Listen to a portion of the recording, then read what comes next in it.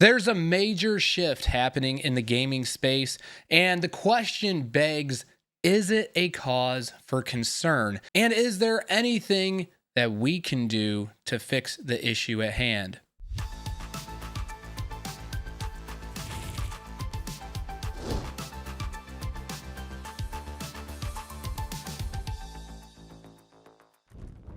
So, what kind of got brought to my attention incidentally when kind of browsing things on the web for stuff to kind of talk about or to educate myself with was the notion that gaming to a degree is dying. And what do I mean by that? Well, what I mean is that gaming as we know it today might not be the future of gaming. So there's a couple disturbing stat lines that I stumbled across that I just could not believe. And the first one is that 51% of all gaming is being done on mobile. Yeah, that's right. Mobile. I don't really play mobile games except for when I'm taking a dump. That is all I use mobile games for. But again, I, to the younger generations, am the old dinosaur, and maybe I'm just not hip to what the kids are doing these days, but I have no idea why mobile gaming would be so high. And then furthermore, 76% of all revenue is due to microtransactions or in-game purchases. So for those of us that absolutely hate microtransactions because we feel like they ruin games, they're not going anywhere anytime soon. So starting with 2010, you can see that mobile slash arcade VR is what they got it dubbed as, made up maybe 20 to 25% of what people were spending their money on video game content wise. And then you fast forward now, you look at 25 and mobile is basically over 50% of the market share. That is just mind-boggling to me. Because to me as a gamer, I get the least satisfaction from mobile gaming, but I get it. There's all kinds of things that I guess you can do with mobile games. But for me, it's just, like I said earlier, it's just something that I do while taking a number two, man. That's all I use a mobile game for, and then I'm out of there. So talking about non-mobile gaming, PC has now taken the crown over consoles with 53% of the market share going to PC gaming. It's shown that its growth has been about 20% since 2021, and that also, on the flip side of the coin, console gaming has been stagnant since 2021.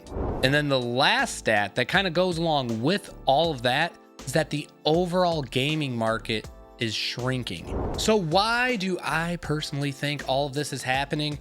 There's a lot of different angles that you could take, and I'm not going to go over every single one, but I will touch on some and see what you all think about this, and you can let me know below in the comments section.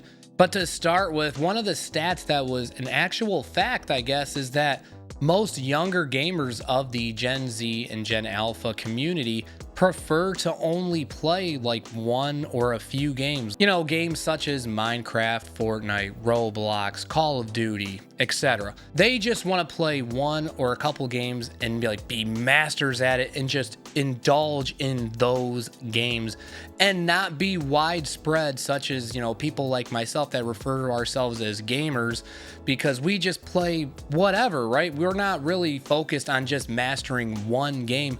We want to get a whole lot of games under our belt and try to get as many good experiences in gaming as possible. So this is kind of like a why within the why as to why this is happening.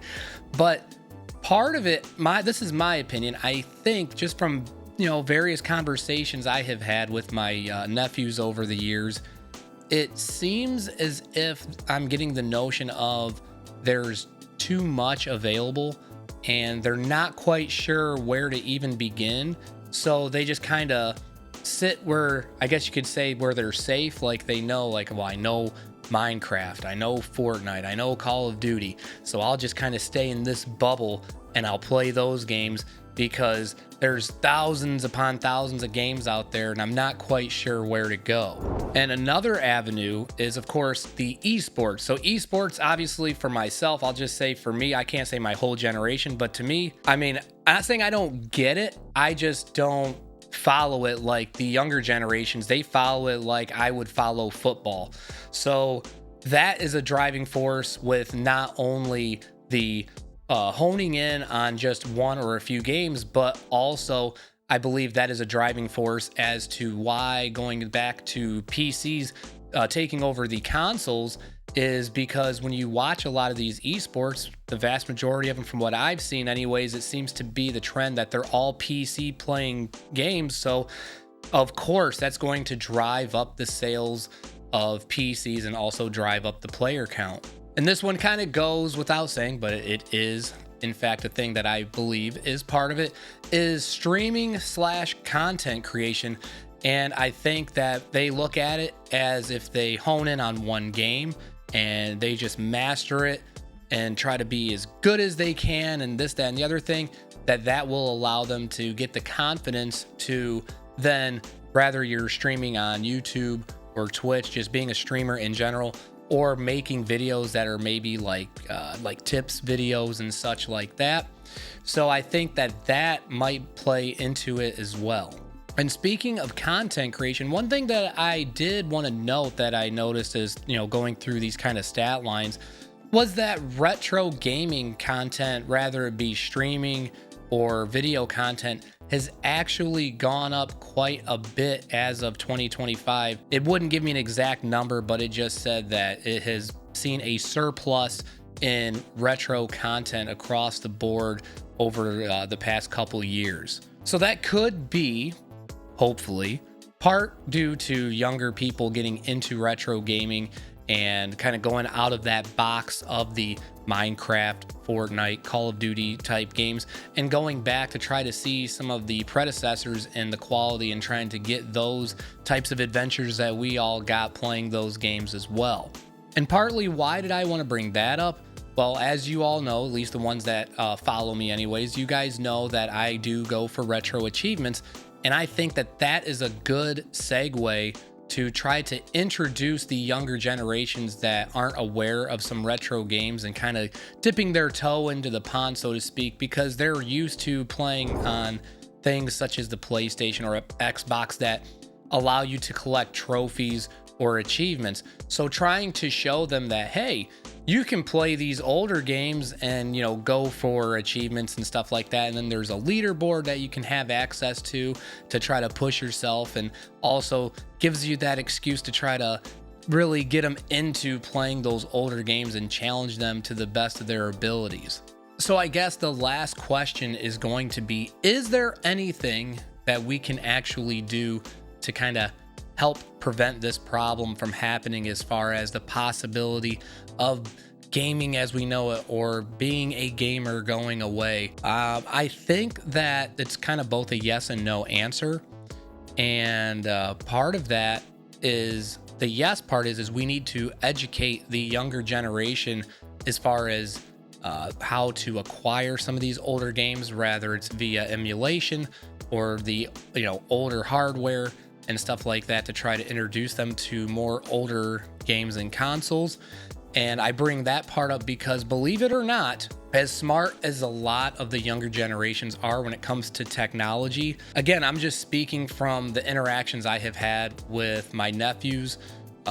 It seems to me that it's not that the intrigue is not there, it's just that they don't know how to get access to it. So if we can go about and showing them how to get access to these games and consoles, and then also showing them how to go about playing them, I really do think that'll open the doors and broaden their horizons a bit as to how gaming should be, and not just so linear as far as, well, you just need to play this first-person shooter every day until the day you kick the bucket, or you're gonna play Minecraft forever. Like, there's a huge ocean of games, and all they continue to want to do is just keep going after the same fish every time. And it's to me, being the outsider looking in, it's just, I don't want to say depressing, but it's just, my mind goes, oh my gosh, like, you have access to so much and you just go, don't care. It's all about, too, the reason why I say it's both a yes and a no is that they have to kind of want it. You know what I mean? You can lead a horse to water, but you can't make them drink. So if they don't really care or have zero wants or, anything like that to play older games or just other games in general, I mean, I guess at the end of the day, it's out of our control. And also the silver lining is if it dies with us, we're not going to know what the hell happens because we're dead. So it's not like it's going to matter. But I guess it's the whole notion of you don't want to see it die. So it's you really want to see that legacy continue. And that for myself is something that I would love to bestow, like with my son.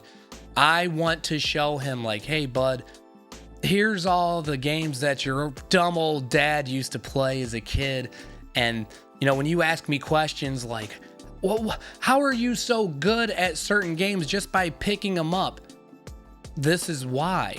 I went through all these different transitions in games, and this is what got me to the skills that I have now when it comes to gaming, because I played so many different things and had to learn so many different avenues on how to approach things.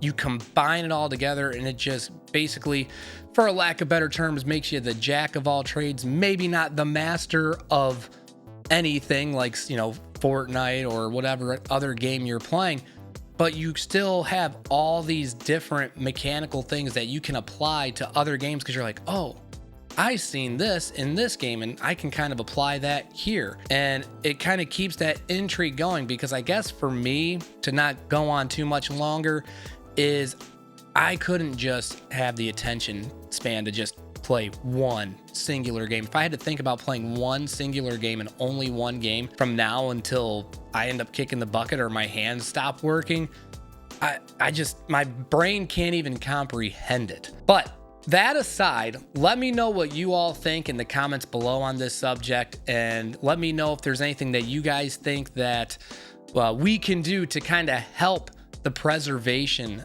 of our gaming legacy and, try to help the younger generations get down on some of the good games that we all grew up on, and also some of the newer good games that are going to be coming out. With that being said, thanks again for watching, everybody, and I'll see you in the next video.